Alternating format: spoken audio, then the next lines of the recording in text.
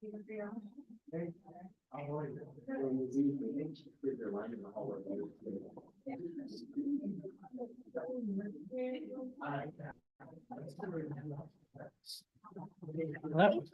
Good to see you here.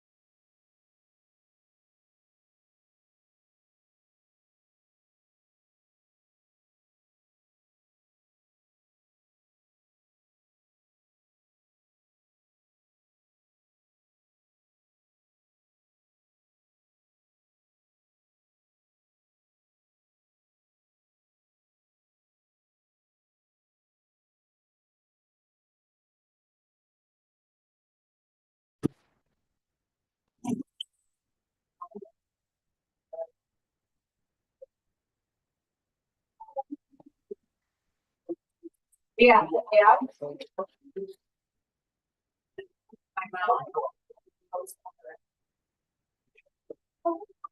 Wait. Oh, that's nice.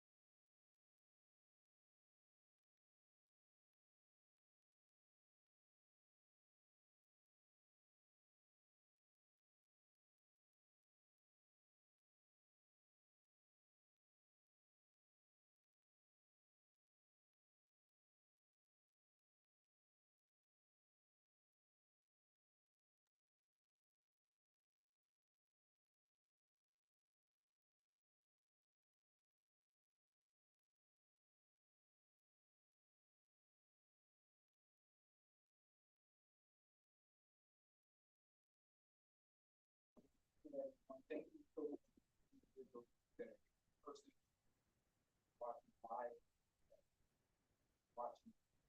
Future, I'd like to call the order of Rapid City Area Schools Board of Education regular meeting. Shirley, may we have a roll call? Troy Carr, Here. Jamie Clapham. Here. Christine Stephenson. Here. Donna Moore. Here. Michael Berkland. Here. Walt Swan. Here. Katie Urban. Here. Amelia Schaefbauer. Arabella Scott. And Maricel Barantis.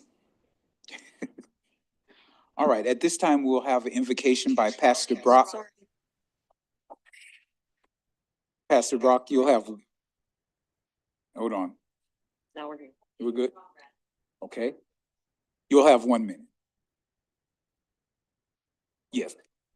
No, go now for 1 minute. Lord, we thank you for this evening, God, to gather, and I pray, Father God, that we would all recognize that every child matters and every prayer makes a difference. And so, Lord God, we say this prayer blessing over the school board.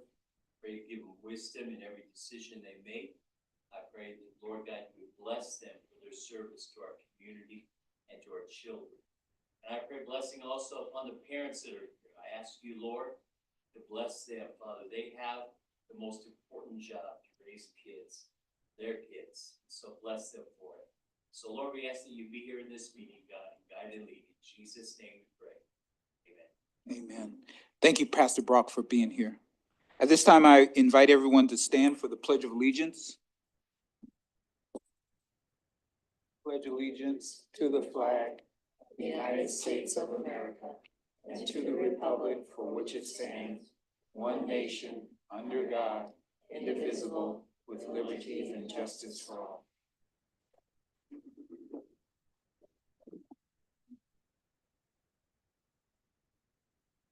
Does any board member have any changes that they'd like to make to the proposed agenda? Seeing none, I'll entertain a motion to approve the proposed agenda. Motion. It's been approved and seconded to approve the proposed agenda. All in favor signify by saying aye. Aye. Noes, please say no. All right, at this time, sharing the success. Good evening, board. Very excited to be here tonight to share out in two ways for our sharing the success. First of all, we have Lance Pearson here as a National Coach of the Year finalist. So you want to come on up and join me up here.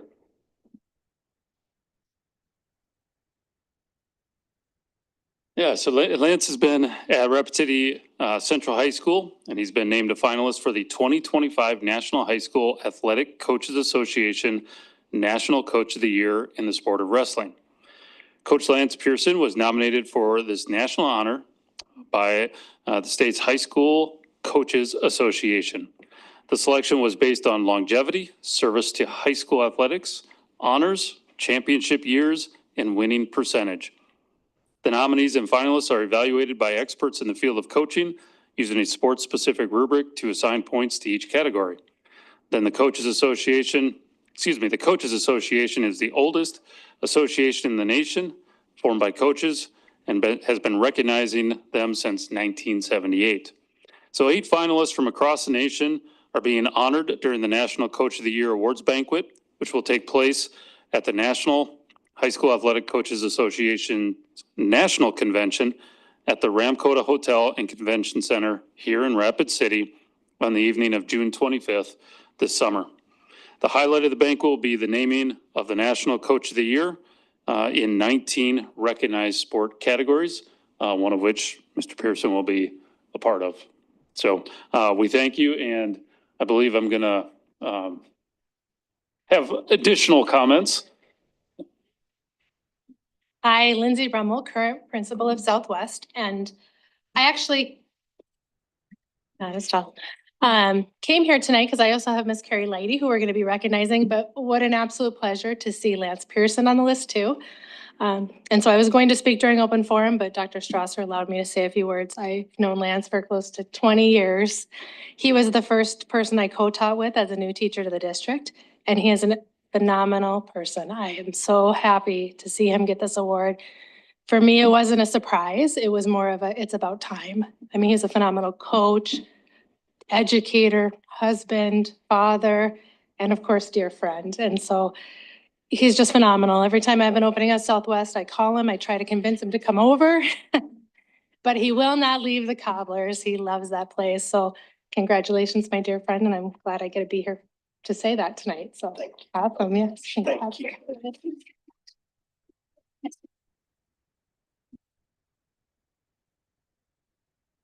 So oh no, we're taking a picture.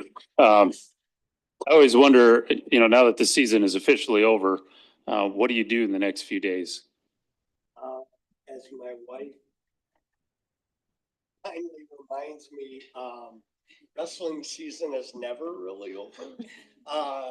But in all honesty, we have our AAU program that goes for another month.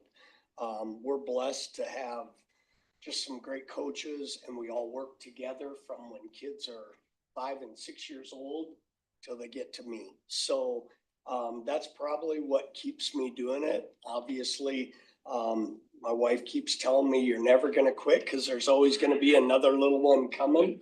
But I just enjoy it, and I can't thank the coaches that I've had in my life. Dan Mahoney was probably the biggest influence, my biggest mentor.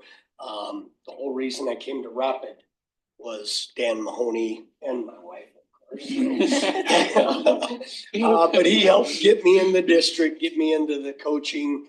And I can't thank him enough. And then all the coaches that have helped me. And then obviously the parents, wrestlers, families. I think it's easy when I have the support that they give me and show me. So I just have to thank them for it. Thank you. Yeah, awesome. Thank you, Coach. And hopefully, we'll see what happens in June. Yeah, it's Bobby to come over and take a picture.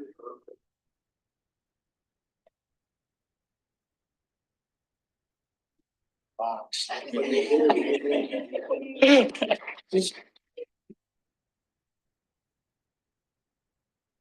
And our second sharing of the success tonight is an excellence award in school nursing.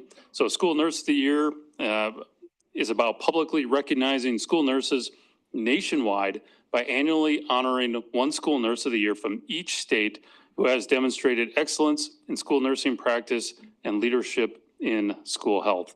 So I'm going to ask Ms. Leidy, Tira, Ms. Rummel, you guys would join me up here. Mr. Foley, sorry, sorry. And I'm going to let them share a few words. We have to move this thing down, way down. So, like he said, school nursing is an individual practice. There is an award within school nursing called the School Nurse Excellence School Nurse of the Year. We are very, very fortunate to have Carrie Leidy, who has, by the way, been with us for 11 years. She works at Corral Drive Southwest Middle School. Her role goes way above and beyond the call of duty. If you know Carrie, you know that her kindness, selflessness, hardworking nature creates an environment for all kids in our schools who they feel welcomed. Carrie will be recognized this summer at the South Dakota School Nurses Convention, as well as the National Association of School Nurses Convention in Atlanta, maybe this year, San Antonio. So she was nominated and awarded this wonderful award. But what was also really super cool is her principals surprised her, and they rallied pretty much all of the kids at their schools without letting Nurse Carrie know that she was getting this award. They had kids lining the hallways, they had posters. Miss Rummel got the 6th and 7th graders to all come into the gymnasium, and they all surprised her. So it was a very, very cool award, and it was a very wonderful time at Corral Drive in Southwest Middle School. So we want to thank Carrie for everything she does, and welcome her. She's the new school nurse of the year for the state of South Dakota.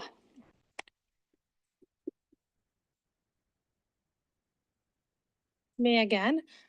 I wanted to just speak a little bit just on behalf of Southwest and our community and just say how much we truly, truly appreciate Carrie being in our building. She is phenomenal.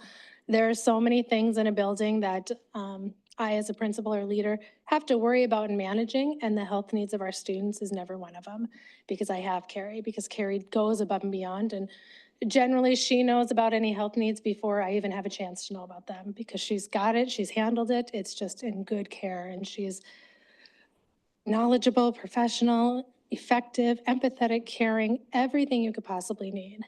She's also not afraid to give a little tough love when needed. Even, my little eight-year-old who sometimes needs to go home all the time, she's not afraid to say, nope, you need to go back to school, which is exactly what we need. We need kids healthy and still in school at the same time. So I know our staff is forever grateful for you, Carrie, everything you do for us, and you just make it so easy, and I appreciate that so much. You're phenomenal, so thank you. Yeah. Yeah, I'm Drew Foley, principal over at Carl Drive, and echo a lot of the same things that Ms. Rummel said.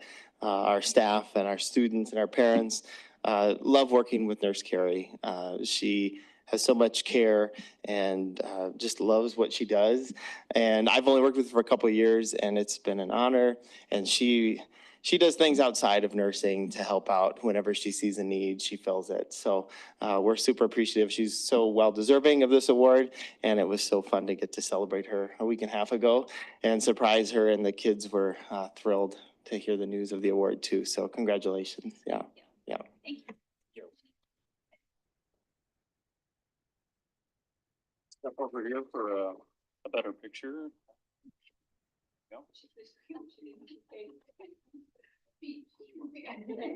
We made her speak. We made her speak at the biggest.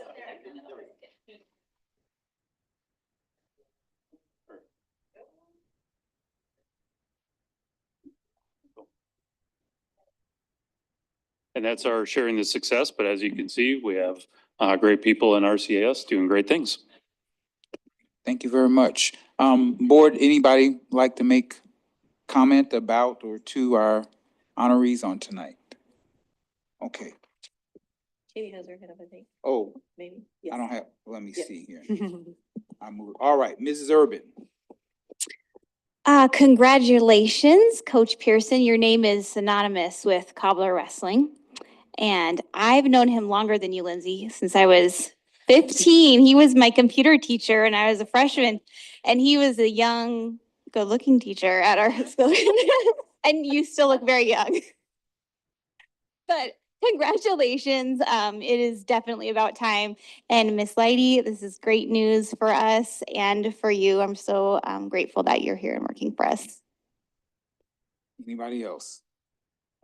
Ms. Just- Stephenson. Just briefly, I've got you beat, Katie. My cousin was the woman who brought Lance to Rapid City, so I feel kind of like the Schmids are responsible for this.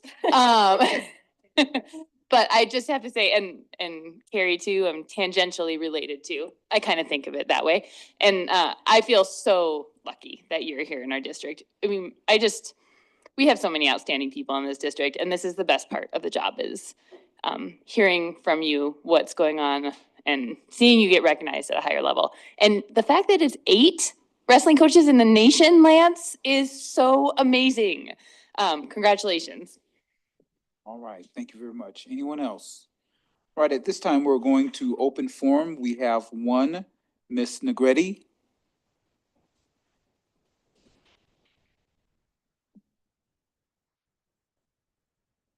And you have 5 minutes. Good evening, Rapid City Area School Board members. My name is Jennifer Negretti, and I'm a school psychologist with the district. And with me at Curtis Middleton, who's also a school psychologist with the district. We wanted to bring awareness to the Spread the Word campaign, a movement dedicated to fostering world respect, inclusion, and dignity for all individuals, including those with intellectual and developmental disabilities. At its heart, Spread the Word focuses on 3 powerful pillars. The first one, derogatory language, excuse me, Words matter. Derogatory language dehumanizes and marginalizes individuals with disabilities, perpetuating harmful stereotypes by standing against the use of such language. We can uplift our communities and create spaces where everyone feels valued and respected. The second pillar is bullying. Many individuals with disabilities face bullying and social exclusion throughout their lives. Together, we can confront these behaviors and replace them with kindness and understanding. And the last one is inclusive action, and this is the one that we decided to focus on this year. Inclusion is more than just a concept, it's an action. By advocating for inclusive schools, workplaces, and community activities, we ensure that everyone has equal opportunities to thrive. Inclusion is less of an idea and more of an action. For students and people with intellectual disabilities, inclusive environments are key to feeling socially accepted, and social acceptance is key to mental and physical well-being of all. The lack of inclusion has long been a painful reality for millions of people with disabilities and their families and friends. For too long, societal norms have perpetrated isolation and inequity. It's time for a change, and this platform can help be a catalyst for this movement. With this forum, we wanted to share some things that we were doing that'll help foster communities where acceptance and inclusion are the norm, not just the exception. Together, we can place ignorance and understanding with understanding and isolation with belonging. Today at Central High School, we shared information about Spread the Word with our students over lunch and had discussed the importance of being kind and respectful to everyone. In the coming years, we would love to expand this throughout the district to create a brighter and more inclusive future for all. And then Curtis is going to share some statistics and some things that the students shared today. So it was a very exciting day today.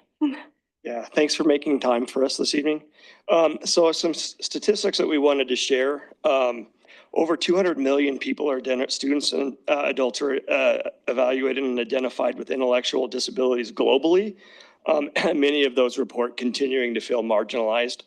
A study by a data analytics firm reported that of nearly 50 million posts in the US, they found that more than 2/3 of those posts about people with intellectual disabilities were negative, and nearly 29 million contain slurs.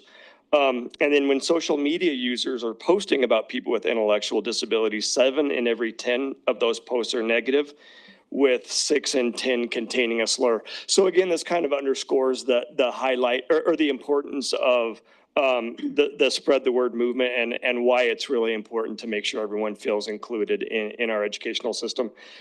We did have students sign a banner today at Central, as Jennifer mentioned.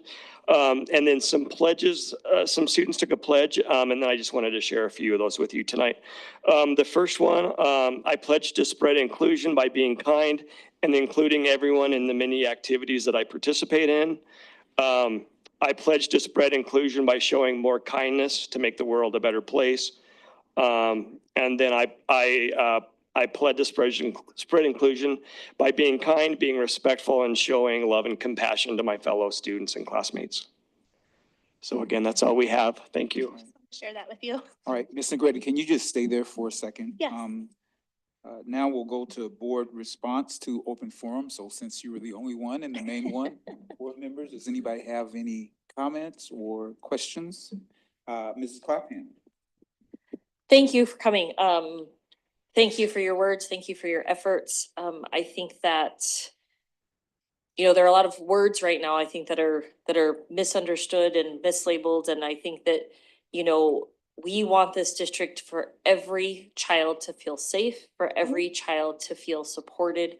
And this is a step in that right direction. And I wrote it down because I would love to reach out with you to you guys and talk to you more. I think this district as a whole, I know President Carr and I have talked not just with developmental disabilities, but also with racial tension in our schools. And I think we've got to start somewhere. We have to start somewhere. And I fully support and I thank you for being here. And I'm excited about the campaign. I think it's a great thing. Thank you.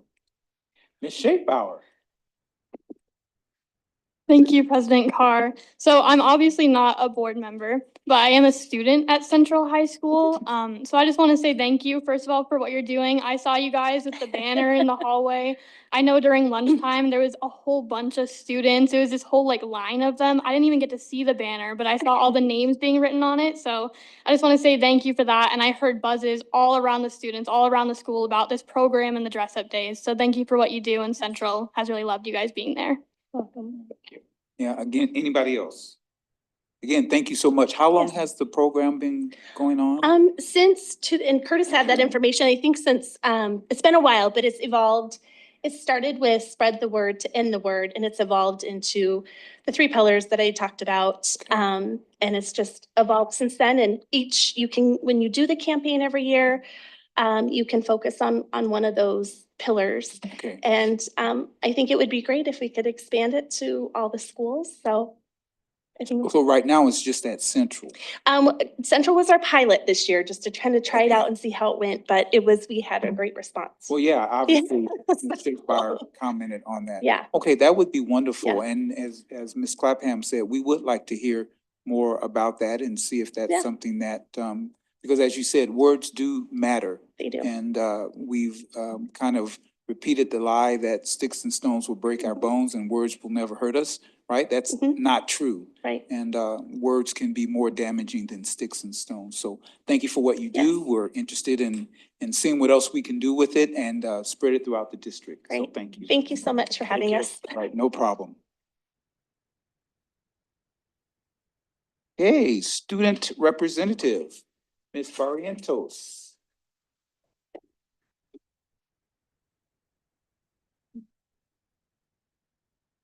Okay, good afternoon, everybody. I'm gonna start off with current events at Rapid City Alternative Academy. So we have an open campus. We're a closed campus school. In November, I reported that our attendance committee was working on ways to improve daily attendance at RCAA. I'm excited to share that since the last time I was here with the school board, we were able to celebrate an open campus Friday for lunch.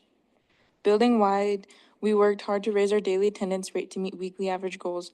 Having reached our goal a few weeks ago, we got to enjoy a Friday open campus for lunch. That was pretty cool. Yeah. We will continue to strive for building wide attendance goals throughout the year. So we have this thing, free prom dress drive. Rapid City Alternative Academy has hosted for many years a free prom dress drive. This event has been an opportunity for area learners to receive free prom dresses. This year, we are excited to announce our partnership with the Rapid City graduating class of 1967. The class of 67 worked to organize over 200 plus dresses and was on hand in February to help learners find their dresses. During the 2-day event, 13 different schools from around the Black Hills were represented and 139 dresses were given out. That resulted in an estimated amount of $36,000 saved with just getting prom dresses from my school. RCAA accepts prom dress donations year round. Once a year, we put them all out to be given away. That goes along with kind of coats for learners. I want to continue tonight's report with further celebrations of the Rapid City graduating class of 67 and 68. Last month, the class of 68 donated $500 worth of new coats to keep all learners warm. These coats have been widely distributed and used over the past few weeks. I want to publicly thank the class of 68 for continuing to show your school spirit and community support. End of term. This term felt like 2 weeks. It feels like it is hard to believe that we're already at the end of another 9 weeks. As you are all aware, the end of our third quarter is Wednesday, the 12th. Quarter 2 graduates. At RCAA, we have joy of celebrating learners throughout the year as they meet the Rapid City Area Schools graduation requirements. This quarter alone, we have already had 6 learners graduate and 7 that are on track to meet graduation requirements by the 12th. Congratulations to these learners, and we look forward to seeing you at the graduation ceremony in the spring. At the end of each quarter, Rapid City Alternative Academy holds an all-school assembly. On Wednesday, the 12th, we hold an assembly scheduled to allow for all learners and staff to gather in the historic theater. During the assembly, we celebrate learners who have exhibited school-wide expectations of being prompt, prepared, polite, and having a positive mental attitude, participating, and producing. Also, we celebrated those graduating from the Discovery course into core academics. Clothing closet. Rapid City Alternative Academy houses many wraparound services to support the learners of our district. I have been taking moments in my reports to highlight these services from time to time. I have shared about the YMCA Jumpstart program and Feeding South Dakota School Food Pantry. Today, I would like to share about the Clothing Closet RCAA. The Clothing Closet is a free thrift store available to the learners of our school. Learners can take what they need for themselves and family at any time. It has been a great addition to supporting our learners, and this time of year provides a lot of warm coats to those that need them. This school year, the closet has given out more than 200 items, averaging 4 to 5 visits a week. A cool aspect of a clothing closet is who manages it. The graduating class of Rapid City High School from 1967 has continued a tradition of service and maintains the space every month. I want to offer a big public thank you to the class of 67 and thanks for keeping the school spirit going. In closing, I'll remind you of our school-wide expectations at Rapid City Alternative Academy. Be respectful, be present, be courageous. Thank you. All right, thank you. What a wonderful support. Board members, any questions or comments for Mrs. Barrientos?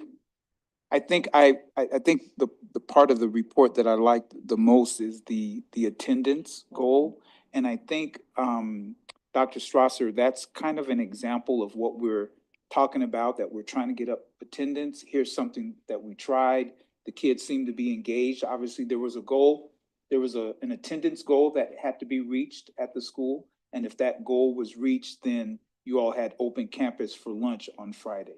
So that's a wonderful example of something that was tried, and it worked, and to improve that attendance pillar. All right, anybody else? Thank you very much for that report. All right, up next, Mrs. Schaefbauer. And I should say Amelia Schaefbauer. We have two Miss Schaefbauers, Bobby Schaefbauer and Amelia. So this is A Schaefbauer and B Schaefbauer. Slowly, we are taking over the whole board. Yes. So One Schaefbauer at a time. exactly. All right. Good evening, everyone. The last month has been very busy, as you guys, I'm sure, know. When it comes to academics, students are preparing for Testapalooza, they're calling it, which is happening tomorrow. This means that underclassmen are taking the pre-ACT, juniors are taking the ACT, and seniors are taking the NCRC. So luckily I'm graduating, so I don't have to ever do this kind of thing again, but we're wishing everyone good luck on their tests for sure. And then the ASVAB exam is also coming up on March 11th, and AP exams are right around the corner in early May. So test season is definitely crazy, but luckily we also have an activity called K-POW, which spreads kindness and typically gives out mints in the hallway and high fives during finals week and stuff, just to make sure that people are still being positive during all this test time. And speaking of kindness, I know they kind of talked about it earlier in public comment, but Central has endorsed the Spread the Word to End the Word campaign. This is intended to remove hate speech around our school, as they said. There are dress-up days this week and a banner that students are welcome to sign if they want to. They're not forced, but it's absolutely encouraged for kids to be positive and to spread this awareness of this event. I think this is a really good sentiment, and there were so many names on the banner today alone, so I can guarantee that the students are very receptive to this campaign, and I do hope it continues in years forward. And then in activities news, Central is finishing up basketball season. There have been a few games in the last few weeks, and both the girls and boys teams are having a successful season. The girls team will be competing in the state tournament March 13th through the 15th. I'm not sure exactly which day it is, but you can look at the Go Bound website to see that, and it's going to be at the Monument here in Rapid, so that's exciting. The wrestling team also took many students to state a little bit ago for their tournaments. These students are really amazing, a big part due to Mr. Lance Pearson. He was recognized as a finalist for the National Coach of the Year just earlier tonight. So we're really proud of him at Central for doing that and achieving such a high thing. I mean, in the nation, top 8 in the nation for coaches, that's absolutely insane and great for him and the wrestling team. Also, speaking of sports, we have the esports team that recently competed a few weeks ago at their state tournament. Just to announce some of the winners, there was the Super Smash Brothers Ultimate team, which placed top 8 in the state. The students involved in this included Vince Andrew Makahilo, Dixon Heiselman, and Timothy Ayers. With Vince Andrew Makahio, he also placed first in the individual Super Smash Bros. Competition, and Timothy Ayers was a finalist in that same competition. The debate team is also finishing up their season, heading to state this weekend. They also went to national qualifiers last weekend, and Marissa Bonsness qualified for the national tournament that will take place this summer. So really exciting for her. Hopefully she places first. We're rooting for her. In other words, the Drama Club performed at the state one-act competition a few weeks ago, receiving their 21st Superior Show in a row, making them the longest running Superior Show streak out of any theater department in the entire state. So that's absolutely amazing. Huge win for Central with that and Mr. Pearson. We're going crazy. There were also auditions that were held for Hello Dolly, which is our spring musical, so we're super excited for that. I'll update you guys on the date when that comes out.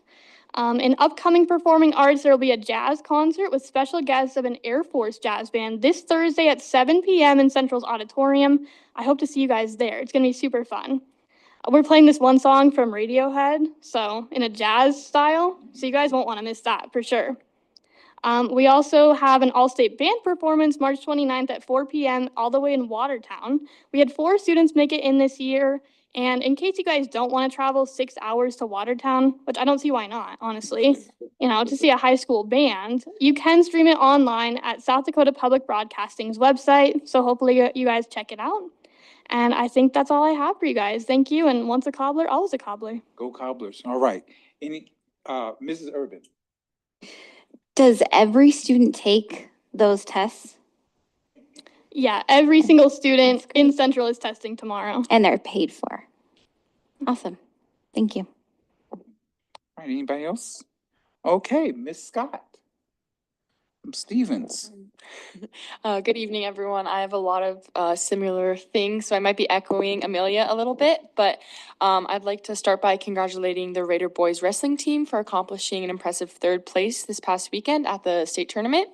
Our senior Jacob Williams placed first and now holds back-to-back state championships. So that's amazing. We also had 2 notable 2nd place finishes by Aiden Callahan and Aiden Kellogg, same name. We're very proud of them and we want to tell them well done for an amazing season. So as Amelia said, all students at Stevens High School will also be testing tomorrow, March 5th. Freshmen, sophomores take the spring pre-ACT. Juniors, myself, will be taking the ACT and seniors will be taking the NCRC. So, yeah, we're very fortunate to have them paid for. It's a great opportunity for all the students. And next, the Stevens Band and Jazz Band are performing a concert at the Stevens High School Theater tonight. So sadly, it's going on right now, so you won't be able to make it. But the Jazz Band will be playing popular music or pops pieces featuring guest composer and artist Danny Thornburg. Actually my brother, so I'm very proud. And there will also be a choir concert on Thursday, March 6th at 7 p.m. at the Stevens High School Theater. Please feel free to come support our Raider Choir on Thursday. And moving on, the girls basketball team will face Huron on Friday, March 7th at the Stevens Gymnasium at 6 p.m. And the Raider boys basketball team will take on Harrisburg at Harrisburg High School in the SODAC 16 game on Saturday, March 8th. So these are both state playoffs, I guess, tournament team games. So we wish them luck and we're sure they'll do great. Next, our debate teams are headed to Brookings for their state tournament on Friday and Saturday. And our debate team is very talented. We have many people qualify for nationals. So we wish them luck again. And the past couple of weeks, Stevens students have been registering for classes. The final day for 8th graders to register at Stevens is this Thursday. And the counselors have been very helpful in the past couple of weeks, coming into classes, making a lot of appointments with students to help them figure out their classes and credits for graduation. So we're very fortunate to have such great counselors in our school. Last night, I had the opportunity to attend the superintendent student panel training with other members of the student school board. We learned about how to efficiently conduct an interview and the types of questions to ask. We're very honored to be able to take part in these interviews, and I'm sure it'll be a valuable experience. So, yeah, we're very fortunate for that. And as some of you may know, we had a water main break yesterday on Stevens campus. We were without water for only a couple of hours in the main building, but thankfully, city and school officials worked very hard to get everything fixed, and now we're running smoothly. On Tuesday, March 18th, Stevens will be hosting parent-teacher conferences after school. And this week, we chose Miss April Malik as our staff spotlight. Miss Malik worked previously as a paraprofessional at Stevens for 6 years before becoming a teacher at Stevens 3 years ago. She currently teaches Culinary Arts 1 and 2 and Introduction to Human Services. She is in a higher education program to learn more about CTE education. She also has some of her culinary arts classes attending a cooking competition next week, which I do not have many details on, but I hope to report back next time with how that went. And so, yeah, in her free time, Miss Malik likes to build tree houses in the outdoors, which is very cool. She also owns a successful Thai takeout business called Thai to Go, which is delicious if you haven't tried it. And she's just so amazing. We're very grateful for her. So that's all I have this week. So thank you and go Raiders. All right, thank you very much. A wonderful report. Board members, any questions or comments? Okay, thank you, ladies. At this time, we'll have our superintendent report by Dr. Strasser. Good evening again, board. A few items under our staff pillar that I wanted to bring forward tonight. First of all, we do our annual surveys, and I just received our employee engagement survey results, and very excited. This survey combines all our building principals and all our department managers, and that's part of the survey. That is the survey. So with getting that information, I wanted you to know that we improved on our scores in 19 of the 20 questions. All went positive. So in varying degrees of positive, but positive nonetheless. So that is information that I'll be sharing out with you more as I have an opportunity. I just got those results today, and it's like a 97-page report. So all in all, very excited about that. As with every survey, we'll be identifying those themes that are present there. We'll be looking at actionable steps to be able to roll out. So there's a consistent process that we're working on and developing for every survey that we utilize. In addition to the employee engagement survey, we continue to do rounding work. Rounding is just an intentional and systematic way to gather feedback at different points of the year. So whereas our annual surveys are annual, rounding allows us to have conversations and look at more frequently receive feedback, and then to be able to take that information and create actionable steps and look at themes again. So rounding is really, it's cohesive, it's intentional, and it's correlated right to the surveys that we do, our annual surveys. And again, this is all around organizational excellence and the work that we do with Studer. Speaking of Studer education, we're entering year 2 of our work with them regarding supporting our principals. They continue to receive on-site support 5 times a year. We call those LDIs, or Learning Development Institutes. And they also receive individual quarterly coaching. So again, this is geared towards hardwiring quality leadership skills with our building principals. And as was brought up by Ms. Scott, the water main break at Stevens, all I want to say to that is when you have things like that happen, our staff came together, our leadership at Stevens created a way to keep learning going. And when you're not sure how things are going to go, and do you need to cancel school? Do you need to, how do you need to adjust, and what do you have access to? But they found a way, and obviously the kids adjusted. So very thankful for the way that they approached an unfortunate situation, but those things happen. So very pleased with that. Last thing I want to bring up, in February, we had 2 snow days, and there's no doubt that weather remains potentially challenging yet in pretty much any time. I am looking at some options. I had shared some information with you previously, but I'm looking at some options, and we'll bring those forward accordingly. And along with that, our teaching and learning department is helping me with some remote learning guidance that we're going to be working with our principals on in the next week. So those are the things that I wanted to bring forward. Be happy to answer any questions. All right, thank you for that report, board. Any questions or comments, Ms. Stephenson? Yeah, I was just wondering for a little more information on the rounding. Are you rounding with principals? Right. And then principals turn around and round with teachers, parapro, or what, how's that? Right. I do rounding with principals and our directors. So that's my emphasis. And then the emphasis with the principals was to start this year by doing at least one rounding session. They talk to teachers and their staff in general frequently. So we said, let's make sure we get one, and then we can create what we call stoplight reports out of that. And that's where we look at our themes and then develop, what can we address right now? What has to wait? Those kind of things. So I know I have principals who round with their staff much more frequently, but that's where we started because it's a heavy lift time commitment. And we wanted to get it off the ground, but we will continue to lean into that as we go forward. And there'll be more expectations as it becomes part of our culture. Okay, thanks. All right, thank you, Dr. Strasser, for your report.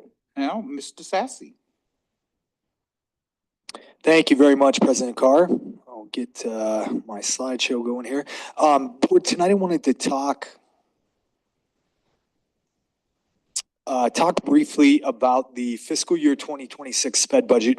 We don't often talk about SPED. We often focus on the general fund and capital outlay, given the really broad areas of our organization that those two funds cover. And again, the general fund and its consequential impacts on capital outlay really dictate the financial health. However, I think that now is a good time to highlight what's been happening in the special education fund. It's been a fund that has changed a lot over the past 5 years, even more so over the past 3. And I think taking some time to understand how that's impacting the district as we move deeper into negotiations is a really good thing at this point in time. So that's how we got here. Just a little bit about SPED and sort of the status right now as we move into these negotiation conversations and into this budget.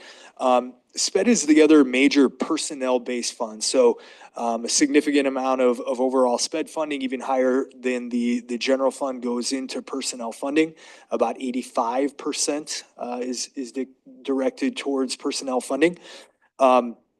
SPED funds about 19% of certified staff, about 78% of paras, 11% of classified employees, and then 13% of ASBU employees. So again, it is the other fund that's really hitting the other significant portion of personnel in our district. It's in a very interesting situation. Much like the general fund, there are a lot of really unique factors that are impacting this situation. And in a lot of ways, they're similar to the general fund. So we've seen increased property tax revenue as valuations have increased, and we'll talk more about that. That has a major impact on special education. Enrollment, although in a different way, has had a major impact on special education. Unused budget, because of inability to fill positions, has had a major impact, and I'll walk you through exactly what that means and what that looks like. And then this concept that's really going to blow your mind. If you thought that the general fund aspect of things was complex, you might want to buckle up because this gets really, really interesting. But a concept called the excess SPED fund balance. Major impact on the overall status of SPED. And again, we'll walk through some of those things. So this combination of unique factors has led to a situation where we've seen this really rapid increase in resources in the SPED fund. And then because, again, of largely inability to fill positions, a lower budget utilization. So we have a very interesting situation happening within that fund.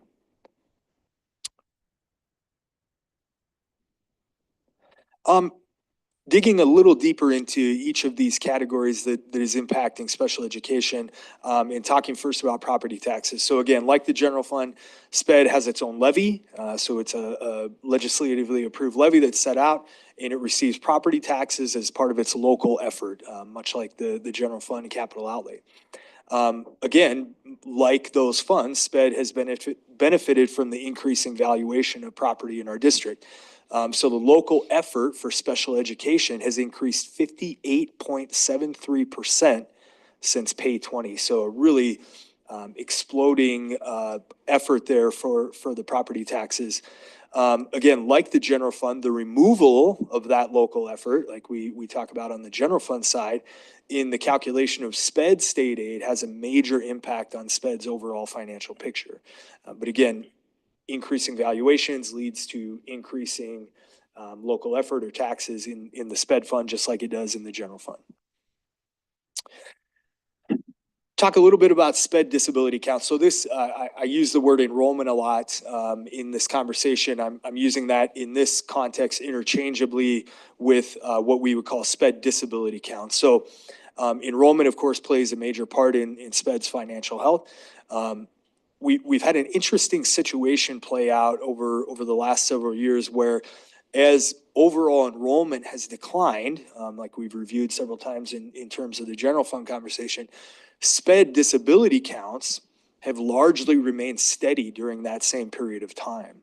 So as we've seen the trend line for enrollment on the general fund side trend downwards, SPED enrollment and disability counts have largely stayed even.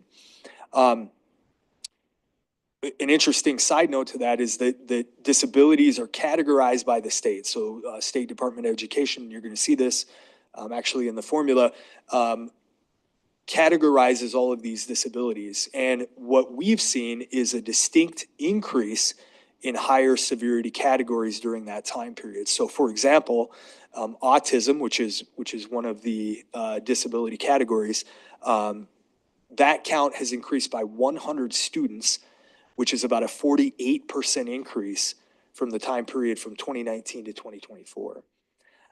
So these more severe disability categories, as you'll see in the state aid formula, carry a higher, what we would call a PSA or a per student allocation in the state aid formula. So again, keeping the overall disability count level and then seeing a rise in those more severe categories has really led to this resource increase that we've seen coming up through and with the disability counts as well.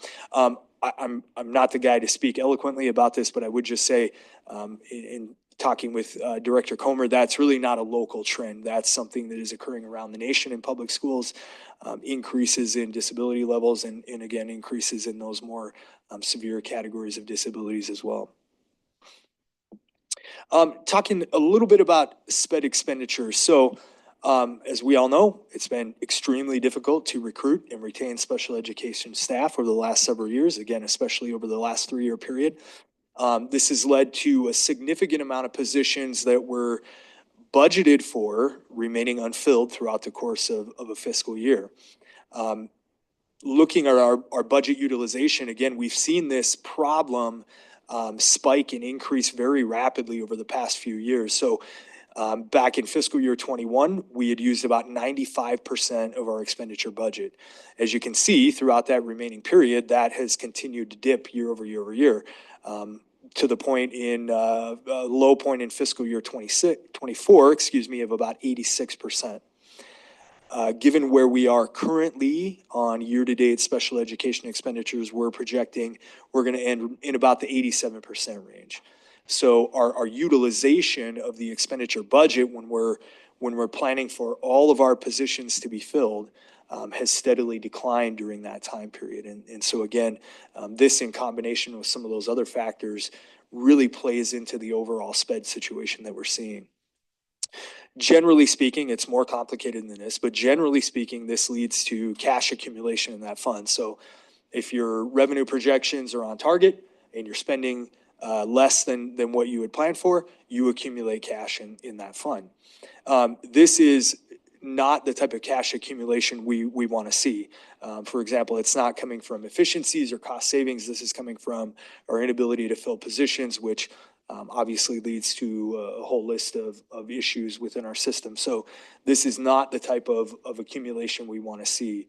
And again, this concept plays very heavily into the calculation of SPED state aid, which you'll see here momentarily. I want to mention something very quickly because it often comes up, and it often comes up in the context of negotiation conversations. And that's the idea of sort of this over budgeting concept. So you've heard me say before, this district turns like a cruise ship. It is very, very difficult to turn because we have contracts, because we have expenditures that are scheduled out over long periods of time. It's very difficult to be nimble and make adjustments in a way that we can react to things happening in a quick manner. And so one of the ideas that's often brought up when we talk about these specific issues is, well, why don't you over budget? Why don't you budget more than you're projecting in terms of expenditures, knowing that you're going to spend less, and then that way you could spend closer to 100%.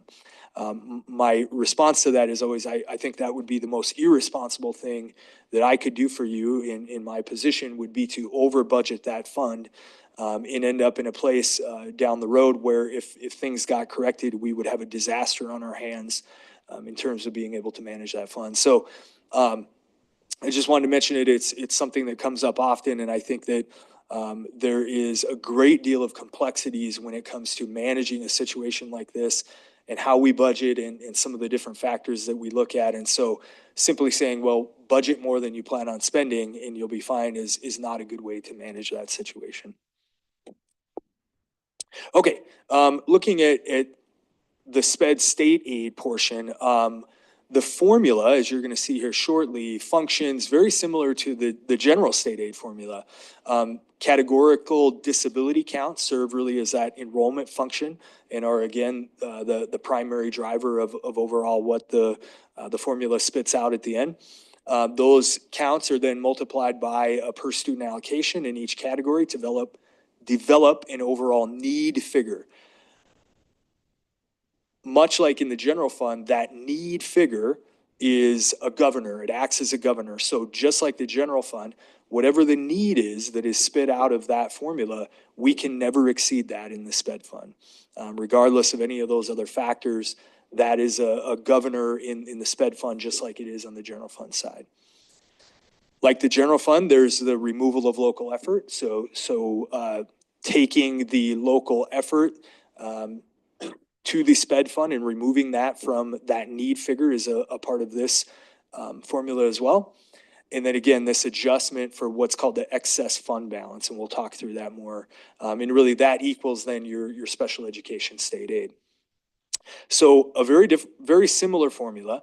The major difference here is the linear relationship between enrollment and property taxes. So property tax revenue, again, has increased in both funds, but general fund enrollment has declined. And so we see these two trend lines running opposite of each other and creating this a very strange situation on the general fund side. That's the opposite of what's happening in SPED, where enrollment has remained steady. Again, the increases in those severe categories has driven the need up. And so those trend lines are really running together as opposed to in opposite directions. So similar formula, but again, a great example of how those different factors can impact that in different ways. So if you think about it from our cup analogy, the general fund cup size has remained the same or shrunk over the last several years, whereas the SPED cup size, because of those factors, has continued to increase, again, leading to more resources in that bucket. So we come to sort of our last concept here, and then we'll review the formula, which is this SPED excess fund balance. So this is a very simple equation in all reality. As we see resources increasing and spending decreasing, again, that leads to an accumulation of cash. The South Dakota Department of Ed tells us the SPED fund balance requirement is the amount of fund balance you're carrying has to be 25% or less of current fiscal year actual expenses. So this becomes difficult in and of itself to project out what that's going to look like, because we're 75% through the fiscal year. We still have a lot of room to go, even to understand what our actual expenditures are going to look like. So we have to operate off of a projection out into the future to determine ultimately what that 25% limit is going to look like. But for example, on a $25 million budget, which is approximately what SPED's budget is, that would be about $6.25 million in fund balance. In calculation of SPED state aid, any fund balance that exceeds that limit is removed from the upcoming fiscal year's state aid amount. So simply, if you were $1 million over that 25% limit, just like the removal of local effort, we would reach in and remove, the state would reach in and remove that from the state aid amount that the district would receive next year. So again, we've seen this cash buildup as this situation has revolved. And then over the last 2 to 3 years has really rapidly increased in terms of what that is looking like, up to the point that my state aid projection for fiscal year 26 is essentially going to be $0. So we're going to have enough cash in that fund, if everything plays out under the current projections, the way that we think it's going to, that we would essentially get no state aid. Which, of course, puts us in a very challenging position in regard to how we manage that fund and how we move into the future. So let me walk you through, actually, I think I screwed up. I'm going to bounce out of this for one moment. And I'm going to very quickly show you the... That's not it. Coy, can I ask a question? Yes, please do. That would fill up some time and be great. I always thought that SPED was a lot of federal money. Is the federal money paid to the state and then distributed via this formula? The primary source of federal money in special education is the IDEA programs, Individuals with Disability Education. In reality, it makes up a fairly small portion of overall SPED revenue. Generally in the 10% range, very similar to the general fund.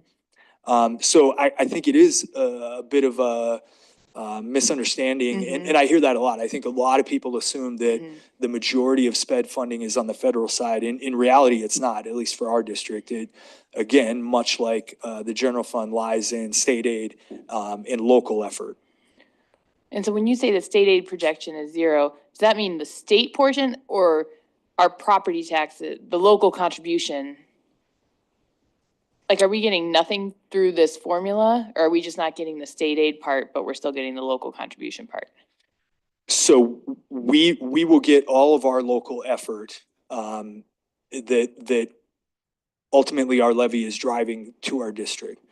And I'm really struggling to find this right now. However, Sorry. No, that's okay. Here we go.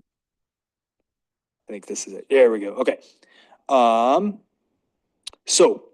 This is I got to share a different screen. My apologies.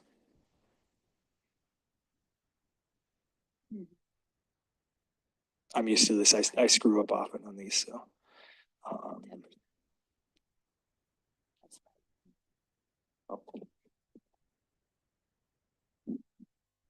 Got it? Okay.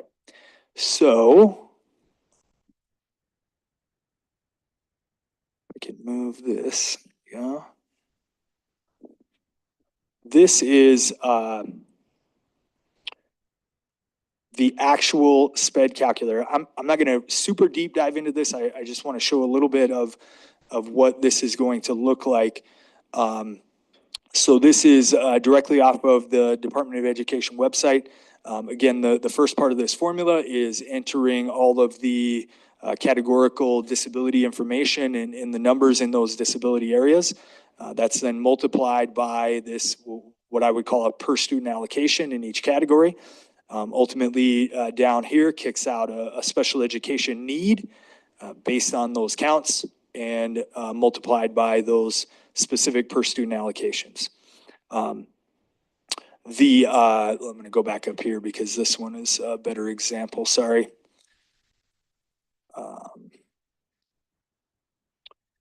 So kicks out a total need figure. It's then adjusted by that excess fund balance amount. I left that to the end of our conversation for theatrical purposes in the formula. It's up front. So whatever is kicked out of our excess fund balance calculation, whatever that figure is, you would see right here. So if that's 5 million or 10 million or 20 or whatever that ends up being, that's where this figure comes into play. Then just like the general fund formula, we remove our local effort. So first half local effort, second half local effort, and then ultimately kicks us out the final number of what special education state aid is going to look like. So again, that is really the very straightforward formula in terms of sped state aid. Again, what is majorly different about this situation is this removal of local effort piece. And so what you would see if I had the updated estimate there is that essentially this number completely wipes out this number. So we're carrying enough cash that it just wipes out any state aid that we would get. So we'll still get all of our local effort. We're not penalized, but that is removed and essentially will show zero in state aid sources as we move into next budget year. That's a lot. So I'm going to stop for 1 second while I clean up my messy share screens and go back to my slideshow.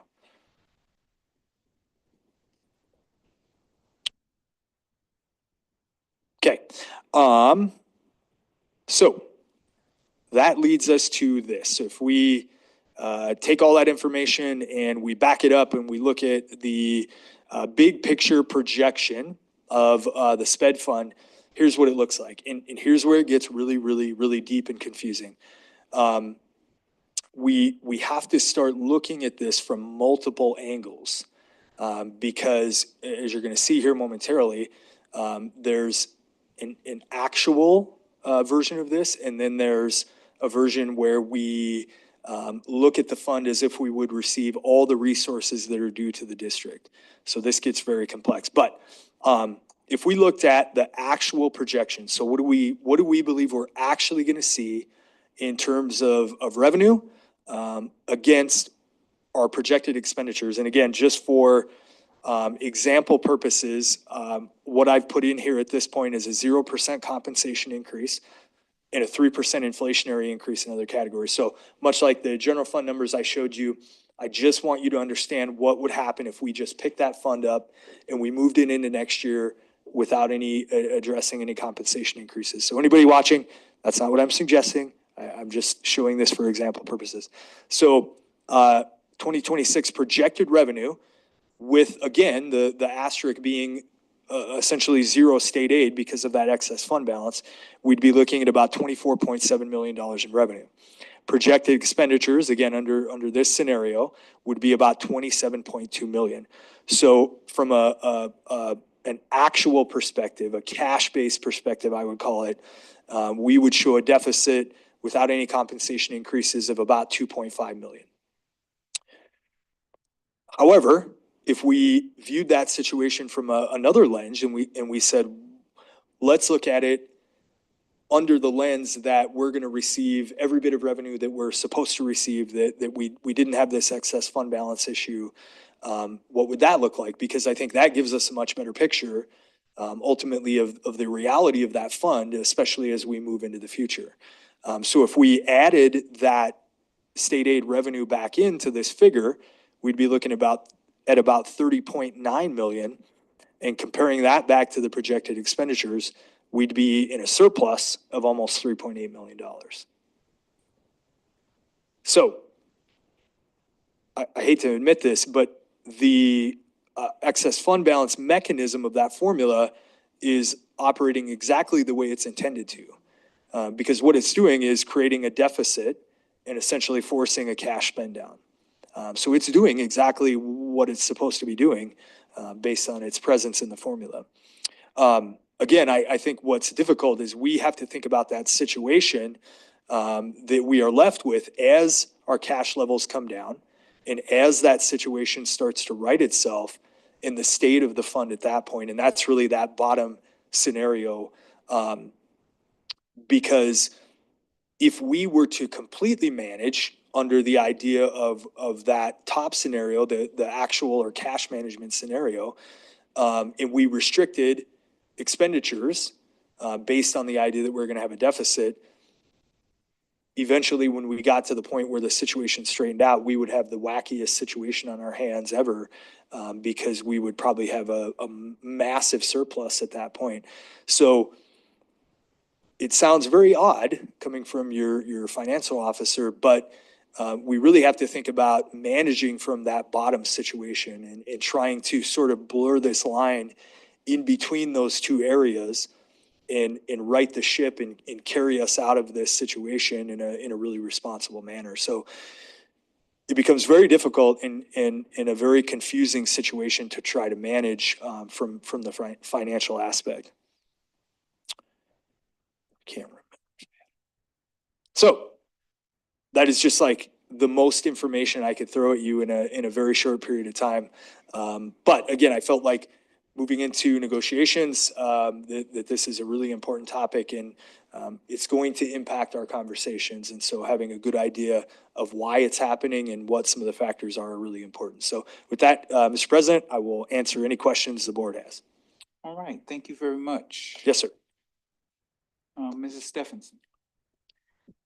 So my first question is, have we increased, I know we haven't increased sped staffing because we aren't filling positions, but have we increased the number of FTEs commensurate with the growth in sped over the last 5 years, 6 years? It's a great question. I don't know that I know the answer to that. So I know that Dr. Comer has utilized a systematic approach to identifying what our staffing needs are, and how she brings forward a recommendation on how many FTEs are needed based on weighted caseloads and our overall student loads to meet the various needs of our students. So I would say what we know is pretty accurate. No, great point. Also, part of the really good information that Kira gave me that I didn't use in here was the increasing number of caseloads on staff members as well, which is a very big deal. And I won't explain it as well as she does, but I think that's, again, as Corey said, that systematic approach to understanding the level of FTEs needed is very complex on the sped side. And obviously the caseloads and all those things become a big deal.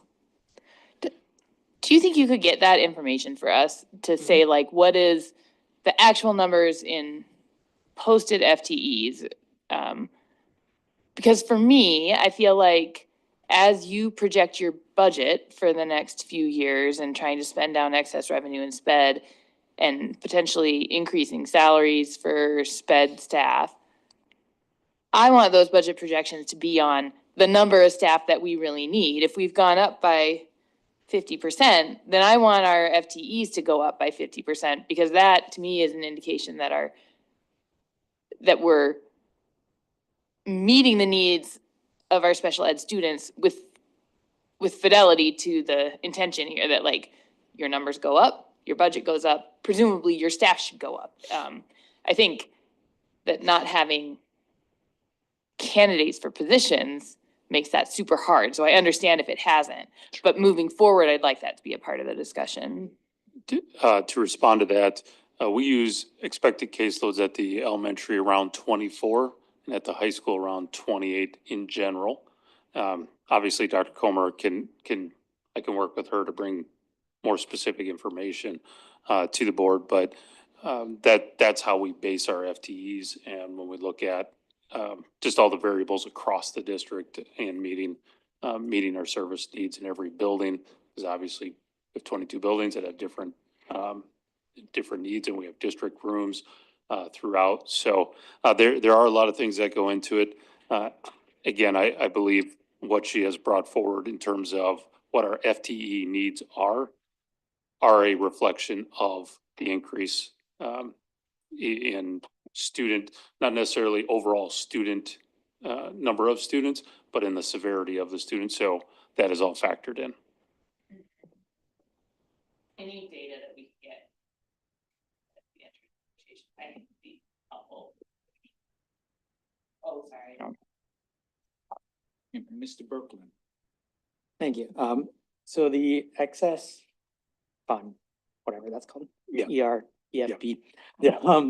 Is that just like, I don't want to say it like this, but I'm gonna say it like this, like extra money? Is that left over? Like, can you help me understand that a little bit more? Yeah, so, I sometimes will use fund balance and cash synonymously. They're not quite the same thing. They're very, very close to being the same thing. And so, again, what happens essentially from a very simplistic standpoint is we plan on X revenue and Y expenditures.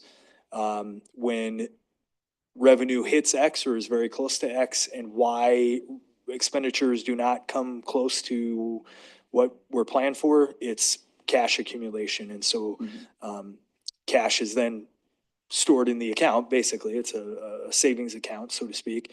In that accumulation is what's leading to this issue. And so again, like that's been this really rapid increase. So to give you an idea of how rapidly this situation has changed, in fiscal year 23, we received 100% of our SPED state aid amount. We didn't have cash balance issues.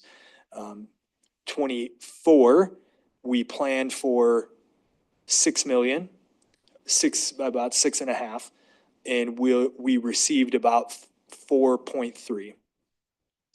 Current year 25, again, we budgeted 6.25 million. That was the full amount. We're going to actually receive about 2.3. So literally over this 3-year period, and next year 0.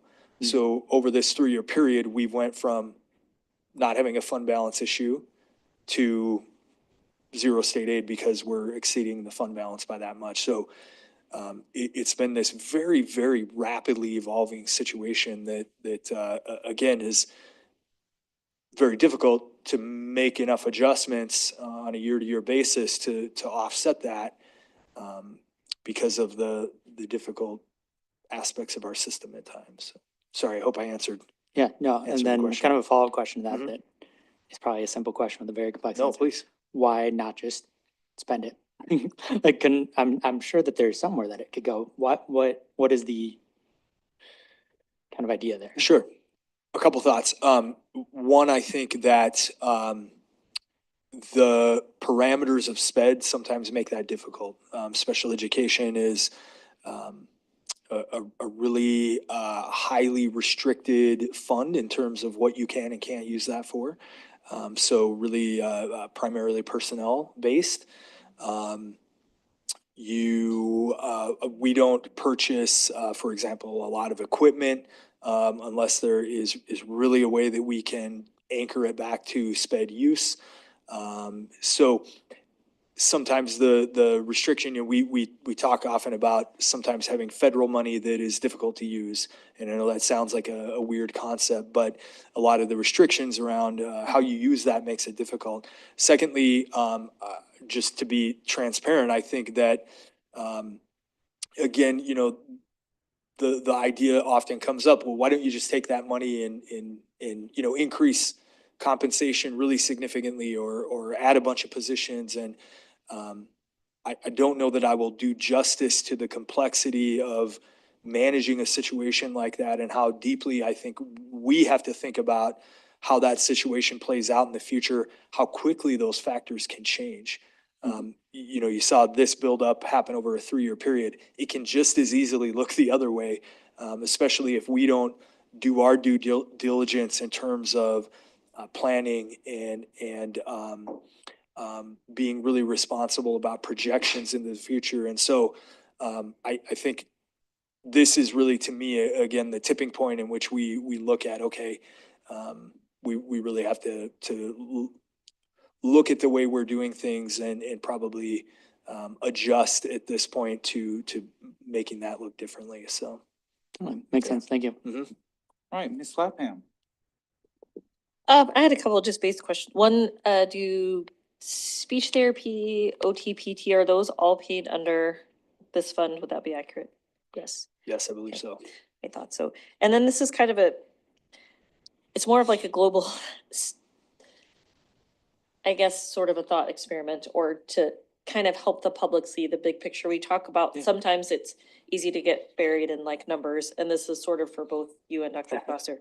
So with increased sped needs, even though our enrollment has declined, which obviously is a concern, is it reasonable to say, however, we actually have higher needs because our students with higher needs have increased even while that just base number of the general fund is declining?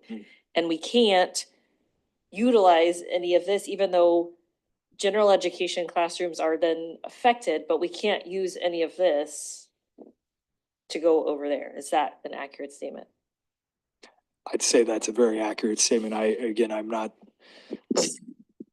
probably qualified to speak about a lot of that. I would tell you in every single conversation I've had with Director Comer and the folks in her program, needs have wildly increased over the last several years. And so, again, it makes this situation even more difficult and complex. And you're 100% accurate in terms of, I think how difficult it is at times for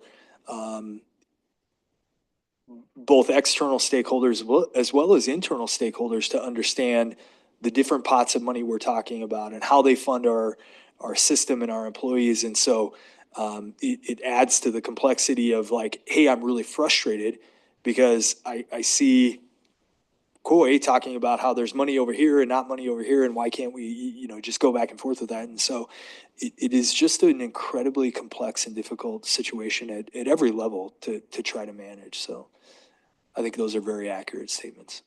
Thank you Ms. very much. Urban, thank you. Mrs. Urban. Maybe I'm just trying to get clarification. Dr. Strasser, you said that we were probably around 27 sped teacher positions short, somewhere in there. Roughly. So it's at least a factor, maybe safe to say that that shortage is due in large part to an increase in need. And I know Christine kind of already went here, but I just think it's a really interesting narrative because it's not always what you hear in the community, and it's kind of new to me as well.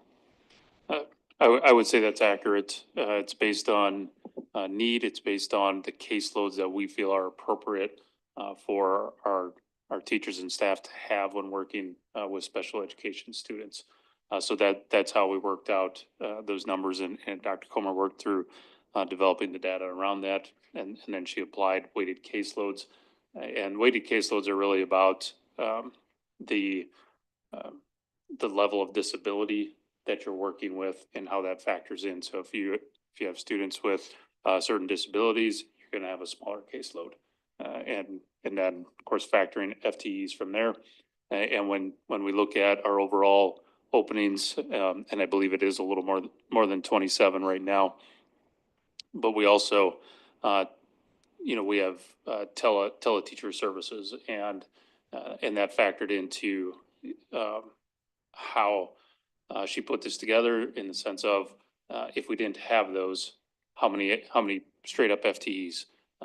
Because it's I think a point of discussion, the effectiveness of the teleteacher approach, but that's generally how we're looking at it.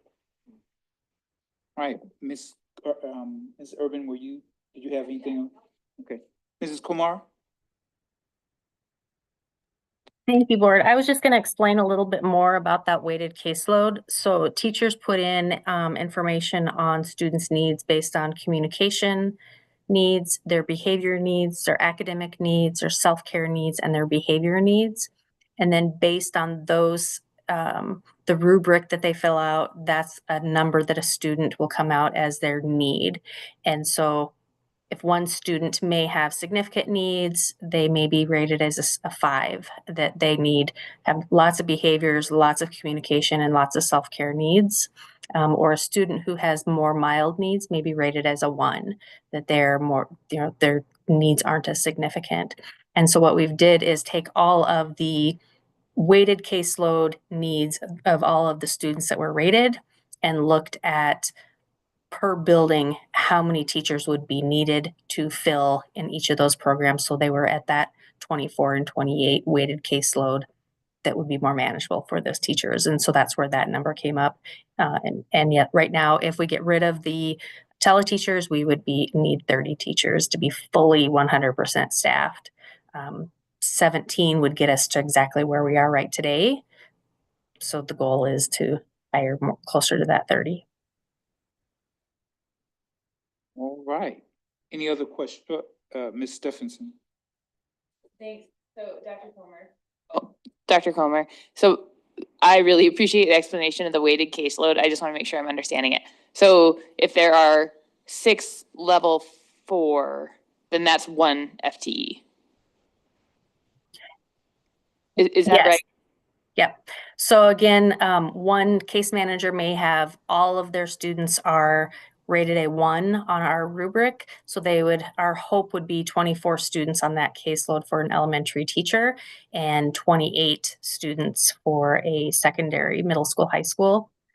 Right now, and I can show you that information later, we do have a nice chart that shows this amount of students that on each person's caseload, both number and the weighted caseload as well. Okay, thank you for that. Right. Anything else? I think one of the things that helped me understand, and Mr. Sassy, I must admit that I'm disappointed you didn't use my serial analogy in your report. Maybe that'll be corrected in. Yeah.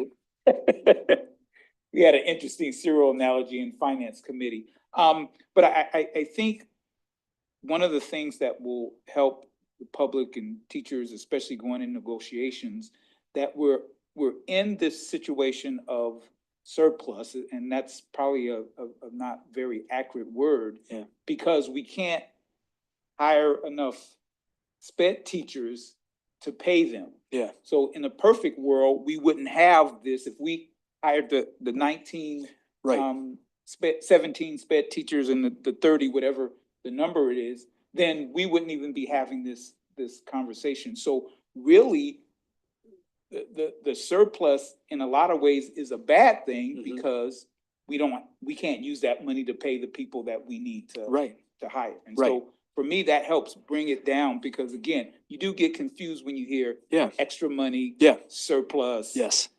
You know, we need to spend money. And really, that's not in this category of money in this situation, that's not really a good thing. I think that's just an excellent explanation. And I got to tell this serial analogy now because it was so good. So the serial analogy, this is one of the better analogies I've heard in my time in this position. So Bishop Carr said he does a great job of talking himself through things and helping understand. So the excess fund balance in essentially the 4 spend down is a lot like if you were in the grocery store with your mom and you grabbed a box of cereal and you said you want a new cereal, and your mom said, no, you have to eat the cereal at home first. So essentially the state is telling us you have to spend the money we've already given you before you can spend new money. So it's a great analogy. And I think you're exactly right. And that really ties into Michael's question as well, that it really increases the complexity and the difficulty of actually then spending that money, because if we were 100% filled in positions, we wouldn't have the problem in the first place. So taking that money and then routing it into compensation would then put us in a precarious budget situation. And again, that's just not a responsible way to manage a budget. So it becomes then even more difficult to figure out how you spend the money, how you right the ship, so to speak, in how we get over this problem. So it's going to be complex. Obviously, it has a major impact on negotiations in those conversations. So we'll get there for sure. All right. But on the flip side, though, the 0 state aid isn't as scary as it sounds. It's just you have more money. You have to use the money in your surplus. I mean, it seems it's just hard to spend it down by putting it into salaries, because then that's ongoing and we won't always have that surplus. Hopefully. Certainly. Yeah, you're right. I mean, the situation that is going to play out as we address this is it's going to look a little icky from a budget standpoint, because essentially you're going to see a deficit, which is, again, the point of the mechanism. It's forcing us to spend cash down. But as cash is spent down, that tilt will start to come back. And eventually, ideally, theoretically, we would be back to a situation where we were under fund balance on a yearly basis. Our budgeting mechanisms were keeping that going and that we wouldn't have to worry about this anymore. So it'll look weird and kind of ugly for a couple of years, and then that tilt will start to come back. So yes, you're correct. And then one other question, are 504s paid through the, are students, the services provided under 504s are also in the sped budget? Okay, Yeah. thanks. Yes, ma'am. All right, very good report. Any questions? Thank you. Comments? All right, thank you very much. We have no conflict of interest, and so I will is there any policy in item 12 that a board member would like to take off for separate consideration? All right, seeing none, I will entertain a motion to approve the Rapid City Area School Policy and Procedures. So moved. Second. It has been moved and seconded to approve the Rapid City Area Policies and Procedures. Any discussion? Seeing no discussion, we're ready for the question. All in favor of approving the Rapid City Area Schools Policy and Procedures signify by saying aye. Aye. Any no, say no. All right, approved. I'm supposed to do my gavel. I will entertain a motion to approve the proposed agreements. So moved. Second. It's been moved and seconded to approve the proposed agreements. Any discussion? Seeing no discussion, we're ready for the question. All in favor of approving the proposed agreements signify by saying aye. Aye. Any opposed, please say no. Okay, motion carries. All right, any item in the consent agenda that a board member would like to pull for discussion? Okay, going once, twice. All right, I will entertain a motion for the approval of the proposed consent agenda. So moved. It's been moved and seconded to approve the proposed consent agenda. All in favor of approving the consent agenda signify by saying aye. Aye. Any opposed, please say no. All right. Items for board approval. The legislative platform information. Oh, thank you. I'll entertain a motion to approve the legislative platform. Motion. It's been moved and seconded to approve the legislative platform. Any discussion? Mr. Clark, just very brief comments. As you can see, the level of activity has really reduced in terms of the amount of bills coming forward, only 3 bills. Senate Bill 208 has actually, in between the time we put it on the agenda and now, already been killed. It came back, initially voted down in the Senate and then was brought back with a reconsider motion and got killed again. So it's done and gone. HB 1241, that's the bill being referred to as the governor's tax bill. That is actually up for a hearing tomorrow. And then Dr. Strasser put 1239 on the list. And if you have any comments on that. That was just a change in recommendation. Previously, it was a neutral recommendation, moving to oppose that. Okay, Mr. Brooklyn. Yeah, I just had like a logistical thing. When you click on capital A, it actually has the addendum for human resources. I just want to make sure there wasn't anything else that we were supposed to be looking at there. Lowercase a has the legislative Yeah, I noticed. bills, but capital A has the link to the addendum from human resources. Click on this. So there's just one document though that we need to worry about, which is lowercase a. Okay, perfect. Well, then I think we're all good as long as there's just the one document. Thank you for catching that. Clarify. Yep. No worries. I'll be honest, I just opened it like right before the meeting, so I'm sorry.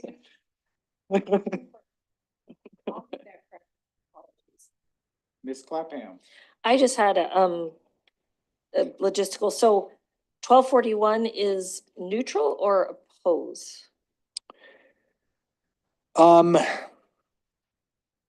it should be opposed. That's a That's what I great thought, question. just based on the position statement, and I just was making sure. Yes, That's okay. yes. That was- We wish to oppose. Thank you, ma'am. Do we want to make that clear in our, or should I move to amend the motion? Or move to approve the legislative bill status changing, sorry, 1241 to oppose? Yes, I please. second that motion.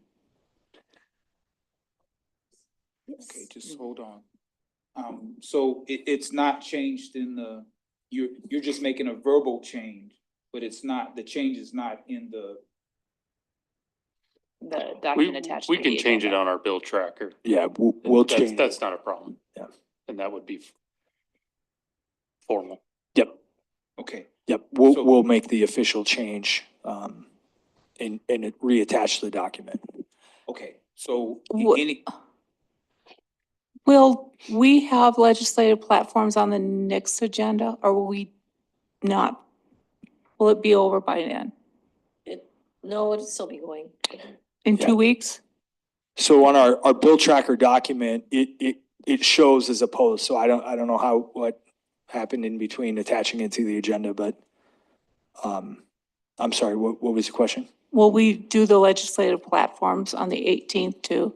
Yes. Okay, I mean, unless there's no further movement in terms of official recommendations, which I doubt is gonna happen, so.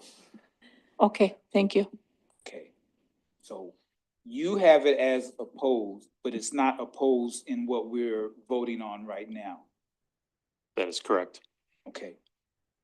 I will entertain a motion to amend the legislative platform to include the change from, on Bill 1241, from neutral to oppose. I'll say I think. Okay, it's been moved and seconded. We already had the discussion. All in favor of making the amendment signify by saying aye. Aye. All opposed, please say no. Okay. Now I'll entertain a new motion to approve the legislative platforms as amended. Second. Okay, it's been moved and seconded to approve the legislative platform as amended. Any other discussion? Okay, all in favor of approving the legislative platform signify by saying aye. Aye. Noes, please say no. No. Okay, Shirley, can we have a roll call, please? Troy, Yes. Christine, Yes. Donna, No. oops, Jamie, I'm sorry I missed It's you. okay. Yes. Christine, Yes. okay. I'm off a line here, you guys, I'm sorry. Donna, No. Michael, Yes. Walt, Yes. and Katie. Yes. Motion carries 6-1. Okay, thank you. That's why you always ask for a no. Would have just, thank you. At this time, items for board information. Committee reports. Okay, so yeah, okay, so we don't have anything from administration. Committee reports. I'll go first because mine is easy. Obviously, I'm on policy committee and you see the policy, so that's, that's the There you work go. that we've done. And I'm also on finance committee, but Mr. Sassy gave the report that we got in finance committee, so that's done. All right, Mrs. Urban. Yes, I'm on finance too, so thank you, Coy, for taking care of that. I'm gonna mention that I went to the student school board. Jamie and I attended. They had co-op there and they were giving the kids an overview of kind of some of the feedback they'd received and the process that they're going through for the facilities study. They are working on getting a recycle wars between schools up and running. They're having discussion about an honor cord allowance for to let students wear honor cords for the various things that they're involved in. And so they're still having conversation about that. They have started a number of work groups. And to discuss all these different things. So they're going to be very busy board. They are also taking over the art auction this year. They don't have a date for that yet, but we'll let you know when that happens. For the foundation, as part of the Teacher of the Year celebration, I, along with President Carr and Ms. Moore, were able to attend the unveiling of the Teacher of the Year, which was Mr. Hunter at Southwest. I also delivered posters and snacks. Donna, yeah, I said Ms. Moore. Yeah, so I also delivered posters and snacks to the teachers in my area on behalf of the Rapid City Public School Foundation, the teachers that were Teacher of the Year in my area. And that was a really nice thing that the foundation did this year for the teacher and the support person of the year at every school. So thank you so much to the foundation and to the teachers. It was truly great to hear about all the wonderful things that they're doing in their classrooms. And then I just would touch on, for our community outreach, we did the listening sessions, one this week, one last week, incredibly productive. There's so many great ideas. It's a little bit overwhelming almost to try and think, how can we do this? But I thought there was a lot of very practical suggestions. So that was productive. We had a meeting, I think it was last week, community outreach last week or the week before. 2 weeks. Okay, we talked about another board volunteering opportunity, which I think Christine emailed out on. And then we're talking about, we're talking about how to sort of synthesize all of the information that we've gotten from these listening sessions and put it forward so that, future outreach committees have a way to sort of put this information together, and it's a strategic thing and it doesn't get lost. So talking more about that, and I'm not sure if I missed anything else. I do not have a full facilities report, so I don't know if Ms. Moore or Christine can.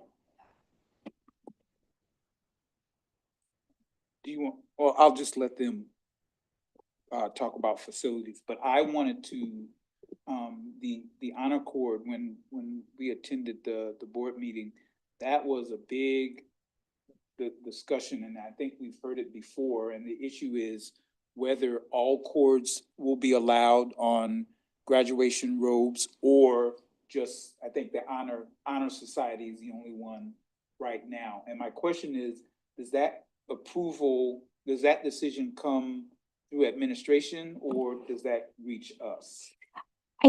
I think it'll be a policy. I think it'll go, yeah, so I think it would be a policy that we would have to change. They are conflicted as a board. Yeah. So I think, and then they were talking about there might be an expense to it. And so they wanted to talk with like the activities directors to see what their thoughts were. But that's my understanding, is that if that's something that they decided, they would bring it to us and then we would vote, correct? Right, because there are certain things that would need to be changed from a policy standpoint. So obviously anything that way would come for your approval. Yeah, so the reason why I highlighted that, because it's an interesting topic. It's very debatable. It's almost 50-50. And again, this isn't an example for the community of the function of the student school board, that they will work out whatever they work out and then bring that real world. I had a reporter ask me, well, do you think anything can really get done? And maybe not a lot, but this is a perfect example of something, a real world issue with the students that, again, they will bring a recommendation to the board and the board will actually have to make a decision on whether to make that policy change or not. So I think that's awesome. All right, Mr. Berkland. Yeah, so instructional council met a week or two ago. The elementary social studies got an update there on the Studies Weekly, which is the program from the state for elementary social studies, and talked about some stuff that they have been piloting with that. A couple of the cool things that they mentioned, one was there's a podcast that comes with the program for the teachers to listen to beforehand, because as we all know, many of these are standards we don't know about, like the Peloponnesian Wars and things like that. And so there is a resource there to help them out with things like that. And another great thing is, for better or whatever, with the social studies standards, however you feel about those, they are saying that they are teaching more social studies than ever, which I think we can probably all agree is a good thing. And then there was an update on some special services on Haggerty Lit and Writing. Rapid Valley proposed an elementary visual art course. And then something that I learned a little bit about there that I hadn't really thought about coming more from the high school world is that providing an additional special like art gives their general ed teachers more planning time, more PLC time, more time to work together. And I also did a school visit at Meadowbrook that kind of had the opposite. They only have 2 specials, so they're kind of working around how they can get them there. And so that was interesting to me, that was part of why that was brought forth was, yes, it's great to do art, obviously, but also there's that added benefit of a 4th special. And then there was another update on Pear Deck, which is kind of an assessment and lots of different things you can do with Pear Deck. That is still in kind of a piloting phase. That was more of just like an update on whether we'd move forward with that. And then on that same day, there was a Title VI PAC meeting where there was a special election. Keith Ferguson, congratulations, has been elected to the PAC. And then Jake Danielson talked about an event they're having at CHS on April 8th at 5 p.m.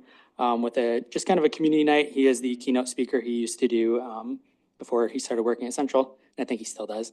Do like motivational speaking, for lack of a better word, on mental health, community, that sort of thing. There will be a meal. We're sending out invitations to all of our 8th graders about that, just to really kind of create community, particularly at Central, but just community-wide.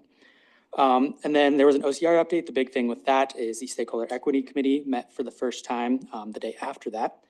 And then let's see what else. And then another update is we have 300 more of the 506 forms than we did last year, which means hopefully should mean quite a bit more Title VI funding for next year. And that means that we are identifying those students that we should be, so that we are getting that funding. And then the last thing from that one is, and the last thing that I have is, the next meeting is March 19th at General Beadle, and everyone is welcome to attend as always. Yeah, and one of the things that was interesting to me at the PAC meeting at this young man, obviously, you know, they're working on attendance too, and they're seeing some progress. And I think it was because of, well, other people spoke on, what's his name? I'm sorry. Jake Danielson spoke on, spoke on how the kids are coming and improving because of his interaction with them. And so it was nice to hear that it's, you know, the report is not bleak, but kids are, you know, the attendance is getting better because of him. Okay. What night is that? No, that's the April next 8th. PAC meeting. Yeah. Was it April 8th? Is that what I April said? 8th, yes. April 8th at Central High School at 5 p.m. Anything else for Mr. Berkland? All right, Ms. Clapham. I am going to be extremely brief because pretty much everybody's reported on other committees. The OCR large group hasn't met again since our last meeting, so there isn't really a report there besides the stakeholder meeting. And then it's not technically a committee, but the Rapid City PTA Council tends to invite some of us, and they just wanted kind of an update on the superintendent search. They wanted to know timelines and that sort of thing. The other thing I think that's really great as we talk about community and building, and one of the main topics of discussion was how do the schools, so there's 11 active PTAs, and obviously we have more than 11 buildings. So how do the PTAs exist support our schools that don't have PTAs? And so letting those staff know that they're appreciated, and how do we support those students? So it's really nice to see that as a city group trying to figure out ways to support those schools without PTAs currently. Those that don't have PTAs, it's a mechanism of parents organizing. You have to, yeah, I mean, you had to have, so clarify for the public, because this is all to make you, so PTA is a national organization. PTOs are not. So we do have some schools that have PTOs, but don't have PTAs, a couple.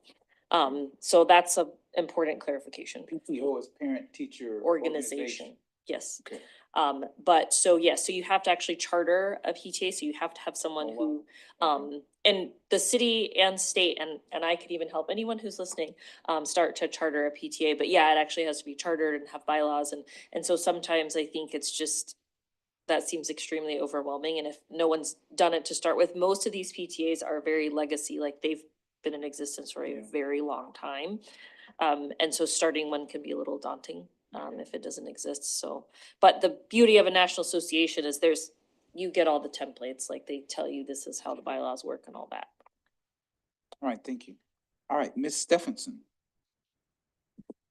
Yes, okay, so the facilities committee met on February 19th.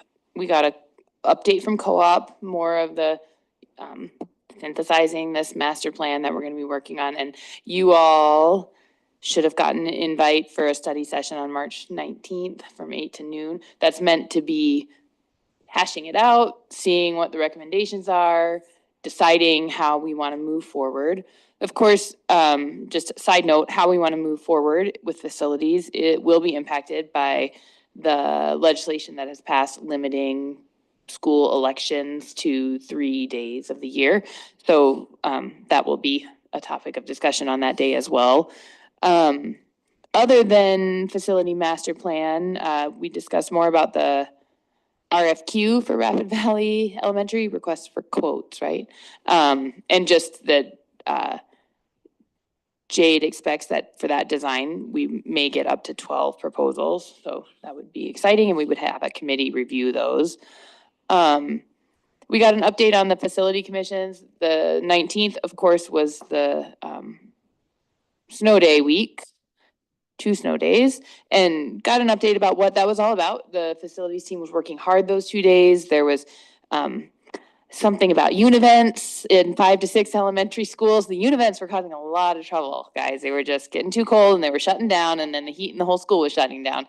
And that's about the extent that I know about it, but it's complicated, right? So if you have heat randomly shutting off in 6 elementary schools, you can't just, in our district, shut down school for 6 elementary schools and not for all of them. And it wasn't just the elementary schools. I know Rapid City Alternative Academy also had some heat issues. Oh yeah, this building, had a bunch of them. The heat pumps, they don't do well in that kind of cold. So, and South Canyon had some frozen water lines, also very problematic. So, thank you to our facility staff who stayed on top of that and got us back into school after only 2 days off.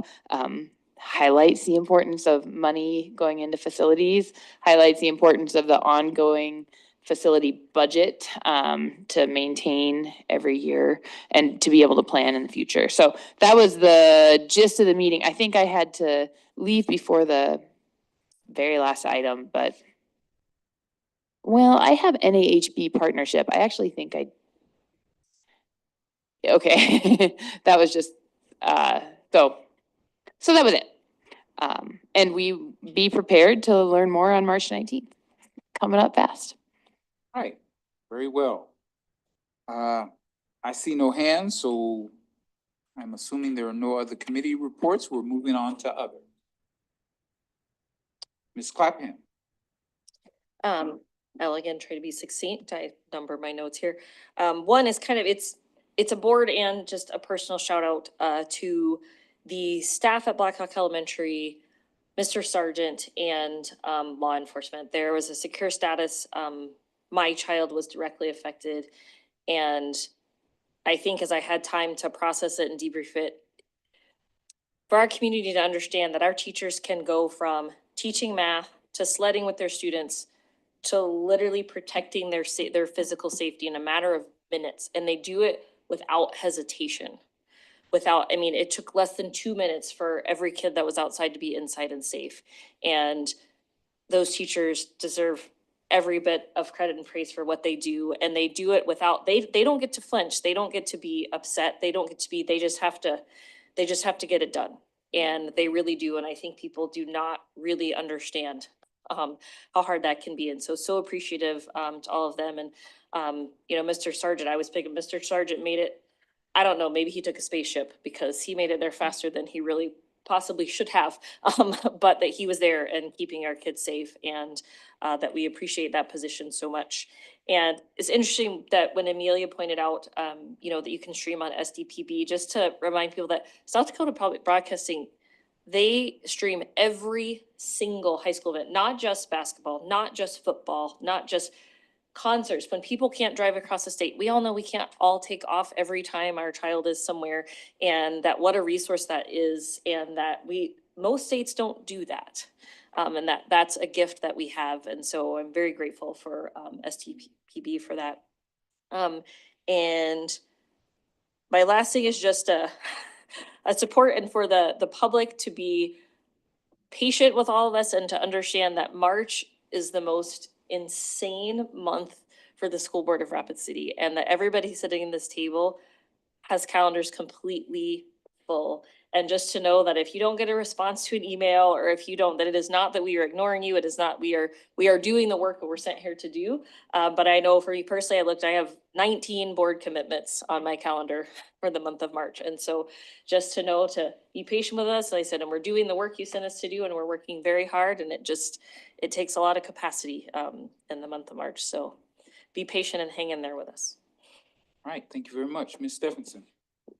My other is short. It's just about an issue that came up at the parent council and at the teacher listening session. Very reasonable, and I think a request that I hadn't thought of before was that parents and staff would like more communication during the legislative session about issues that are affecting our district. I love that we have been I'm so pleased that we've been more organized and taking stances on bills. And I think people in this town are very pleased about that too, but they by and large don't know it. So I wonder if moving forward next year, if we can plan, if there's a way, I know there's a fine line between advocating for, we can't tell people to lobby or to vote one way or whatever, but to educate people, this is what your legislatures are doing, and this is what the board thinks about that in an official decision. I don't know if that can be communicated, but I think it would be really appreciated. So that's all I have.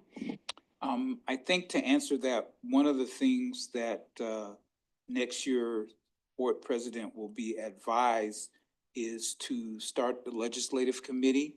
I think I think it was somewhat unfair and a heavy lift for Mr. Sassy and Dr. Strasser and whoever else worked on this legislative platform. It takes a lot of work. And so in order to alleviate some of that, we will have a legislative committee, and then that committee can do the heavy lifting and then put out some type of communication to the public about what's, what I guess the only thing that we could do is what we support and what we oppose. And I guess. Right, but making sure that that gets distributed in more than just the board minutes. Okay, well, that committee can figure out a communicative way to, you can put it on the website, you can put it on the board's part of the website, that information. Yeah, I think it asks a lot of the public to say, if you want to, first of all, I don't think they know what's going on, so they wouldn't know to look. I think that it needs to be like from us out, not, hey, come to us if you want to know more. It needs to be, we need to be shouting from the mountaintops. Your district is going to be affected by this legislation. Here's the information you need. Because every time you ask a parent to do a little bit more work to get to this, it's just hard. Okay, well, okay. Ms. Urban. I was just going to add to that. I think the legislative committee is a great idea. I think this year I almost got a little bit complacent because we had lobbyists, and I found out a little bit too late that this bill was going through, and I just kind of relied on you guys and the lobbyists a little bit more than I think I should have, because I do think it really makes a difference. Whenever I have written to legislators, they're responsive, and I think it actually did impact a vote recently. So I definitely want to take a play a larger role in that. And I think the more people that we can educate and let know that this is happening. I mean, I just did that a little bit on my own personal Facebook pages, and I had several people tell me I emailed. And so I do think advocacy is really important. And I think the more we can be involved next year, the better. Okay. Any other? All right, I will entertain. I was trying to figure out how to do this. We're gonna entertain a motion to go in executive session. Before executive session, we're gonna take a 5-minute break so that the public, you will know that. I'll entertain a motion to go into executive session 1-25 2.1, 2.3, and 2.4. Motion. Second. All right, it's been moved to go into it's been moved and seconded to go into executive session. Any discussion? All in favor of going into executive session signify by saying aye. Aye. Any opposed, say no. All right, we are officially now in executive session. We'll take a 5-minute